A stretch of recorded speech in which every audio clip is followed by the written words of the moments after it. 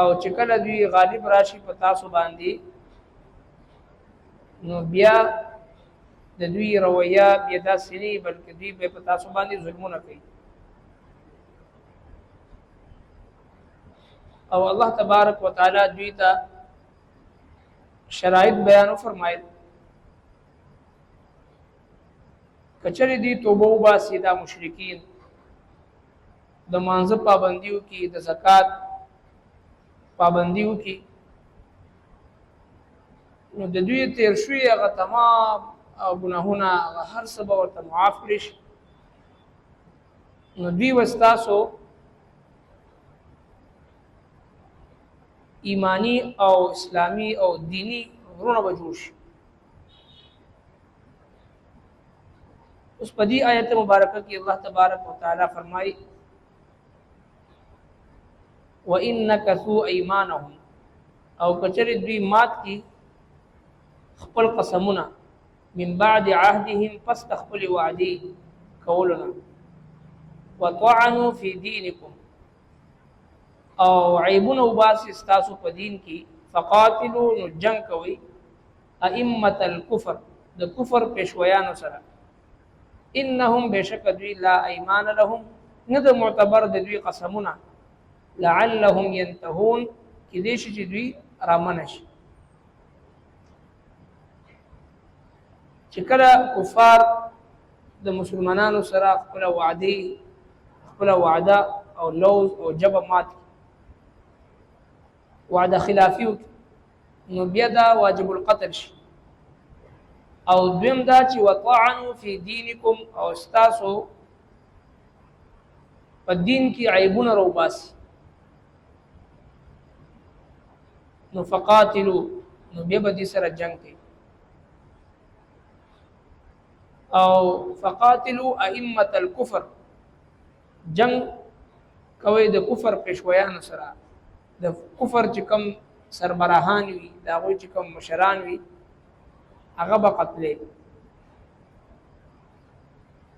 د دې آیت مبارکه نه مفسرین کرامو استدلال کړی دی چې کوم کس د جناب رسول الله صلی الله علیه وسلم پشان کی توهین او کی او گستاخی او کی نو دا واجب القتل دی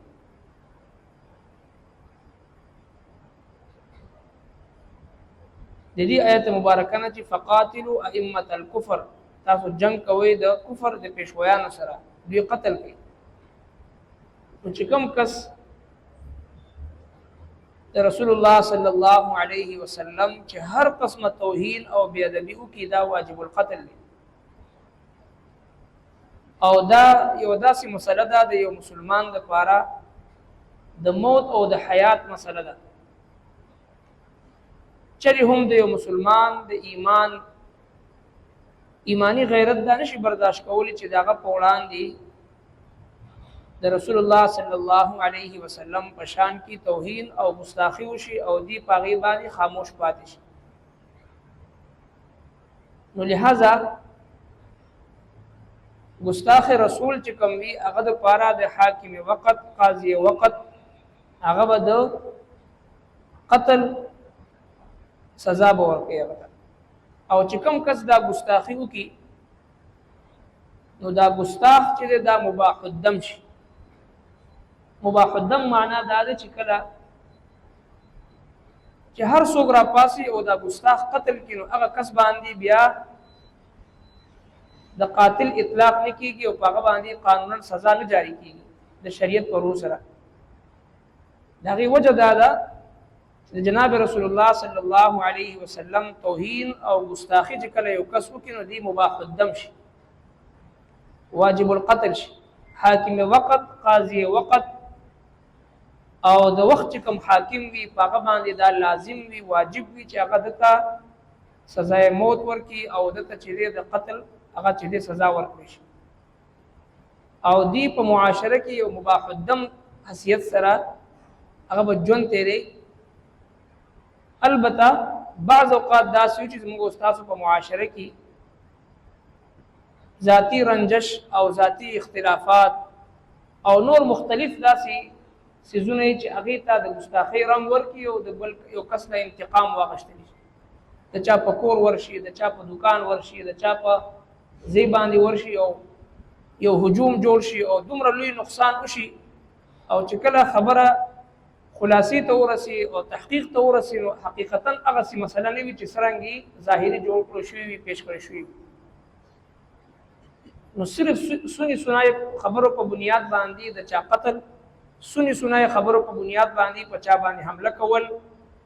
دا د عشق رسول تقاضا نه ده د عشق رسول تقاضا اول دا ده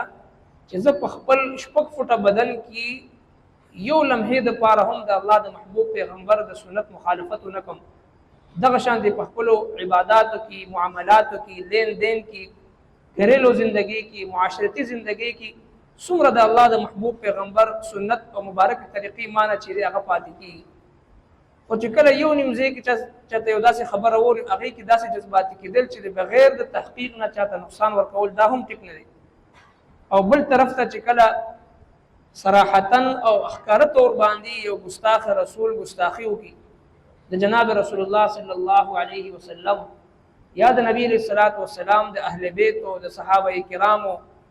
یا د رسول الله صلی الله علیه وسلم سره تعلق لرونکي د هر څه چې د توهین او بی ادبی وکي نو دا ناقابل معافی جرم دی د دې هیڅ قسمه معافی چې د غنښت جناب رسول الله صلی الله علیه وسلم په خپل فرمای من سبني فقتلوه چې څوک زما صحابه کرام چې څوک ما ته بدرد وایي نو قتل کوي ومن سب اصحابي فجلدوا څوک چې زما صحابه کرام ته بدرد وایي نو غیره کوړی سزا ور دا سزا نبی کریم صلی الله علیه وسلم متعین کړی دی او دغه شانتی په دې کافرانو کې هم مختلف قسم کفار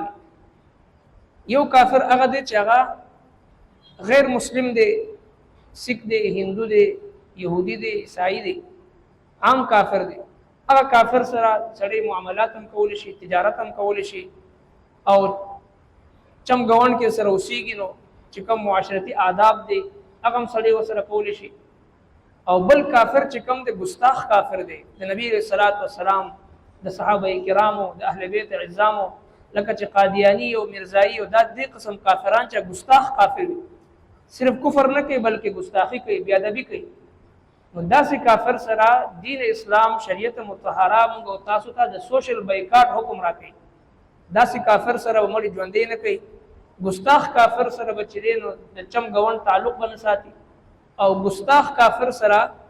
هغه چې د لین دین معاملات د غونډیتوب او د محلداري تعلق دا به د ګستاخ کافر سره نه ساتي دا جرم دی ځکه یو کس چې د نبی رسول الله والسلام او د صحابه کرامو بغض په خپل سینه کې ساتي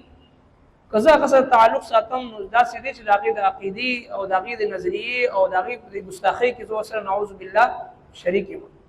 نو لہذا د کفار هم دوه قسمونه دي یو کافر چې هغه ځان له ژوند کوي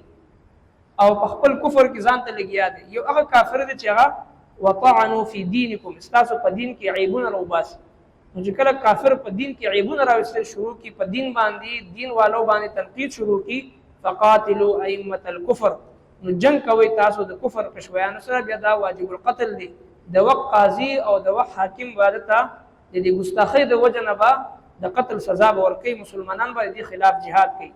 انهم لا ايمان لهم لعلهم ينتهون بشک نه د معتبر د دوی قسمونه کې د شي د رامن شي د دې علاج چې د هغه jihad دی او قتال دی ربنا تقبل منا انك انت السميع العليم وتب علينا انك انت التواب الرحيم برحمتك